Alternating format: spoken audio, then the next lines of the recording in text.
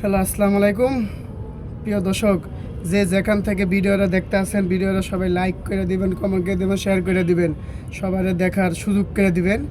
আজকে ভিডিওটা এই যে আপনারা ইদারিং দেখতে আছেন ফেসবুকে, ইউটিউবে জ্বর উঠে গেছে লালিচা খুনে। লালিচা খুনে জ্বর উঠে গেছে, এই ব্যাপারে আমি তীব্র নিন্দা জানাই। এই আমাদের বাংলাদেশে এই সমস্ত ঘটনা হয়েই থাকে। দীর্ঘ 17 বছর আওয়ামী লীগ সরকার থাকতে হয়েছে, কেউ বিচার পায় নাই। এখন বিএনপি সরকার, আমি আশাবাদী এই বিচার দ্রুত হবে। আমাদের স্বরাষ্ট্রমন্ত্রী যে বলছে যে জবানবন্দি দিছে 400 কত ধরা জানি, ও খুনি জবানবন্দি দিছে, খুনি স্বীকার করছে যে আমি খুন করছি।